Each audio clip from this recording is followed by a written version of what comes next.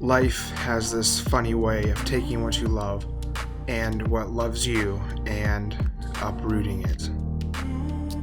We ease in and out of the different seasons of our lives, fully assured that what we are currently doing and feeling is what makes us experience love and what we think is unconditional love.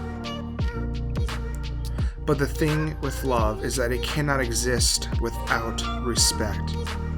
If you love your partner, it will only be genuine if there is authentic forms of respect weaved throughout your relationship.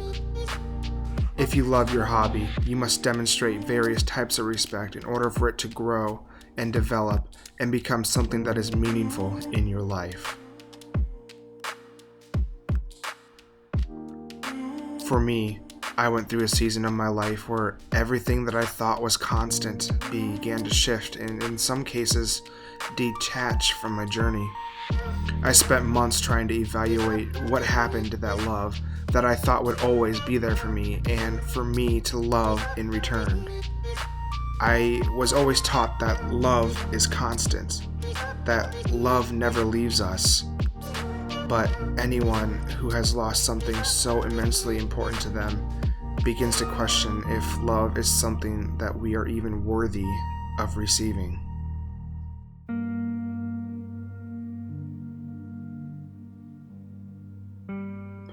I knew that I had love to give, and I knew that somehow, in some way, I am worthy of love.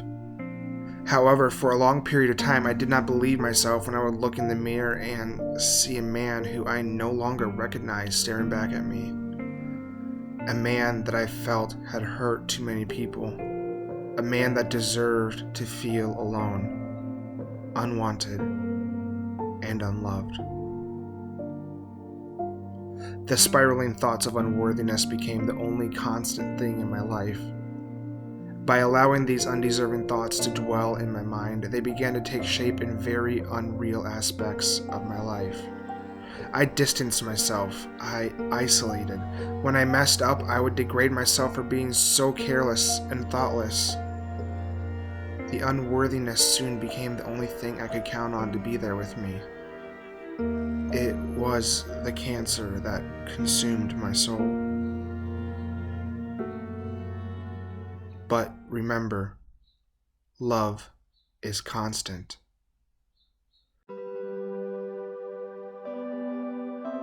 Even when we have so much doubt and so much hatred for ourselves, there is always love there, waiting for us to remember it, seek it, embrace it, welcome it. I started with telling myself every day a simple mantra: I am loved and I am worthy of greatness. Over and over again, I would say it out loud. I wrote it down, pinned it to my wall, set reminders on my phone. Surely this would be the thing that would make me remember what it was like to love and be loved once again. But escaping your own shackles takes more than just words. To free yourself from your dungeon, you need to examine what imprisoned you in the first place. So I started listening to podcasts, TED Talks, reading books on self-improvement, listening to positive affirmations, and most importantly, meditating religiously. When I calmed myself and allowed myself to be present and experience my soul for what it was in that moment, I discovered the root of my unworthiness. Throughout my entire life, I thought I was a nice guy, a friend who was there, an assurance for those who needed it. I respected those that were part of my life and knew that that was what was needed to maintain healthy and beneficial relationships. But throughout all of that, I had never learned to truly respect myself. In my mind, it was okay if I did things that harmed myself or put myself in uncertain situations. I was okay with eating horrible food and blowing every penny I earned, and drinking, smoking, abusing my body and my mind because I honestly did not think that I was worth the effort it took to be someone who cared for themselves and loved who they were. When I came to this conclusion, it shook me. I wept for what seemed like hours. I was so ashamed for allowing myself to ever treat my body, my mind, and my soul with such horrible disrespect. Immediately, I began to think of ways to make myself feel better and numb this pain. I wanted to grab a cigarette, to reach for the bottle of alcohol, to gorge myself with whatever could be delivered to me the fastest. But I stopped. And I realized that if I was ever going to learn to respect myself, it had to start at that very moment. If I put it off for another day or another moment when I felt stronger and more sure of myself, then I would forever be in that downward spiral of unworthiness.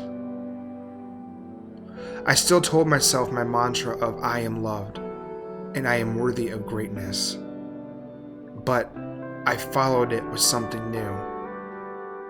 I respect me. I said it again. I respect me. I focused on each word. I let the meaning of the words take hold of me. I began to write it down over and over again, filling pages and eventually shouting it. The funny thing is, when you put what you want out into the universe responds. Slowly, I began to believe what I was saying.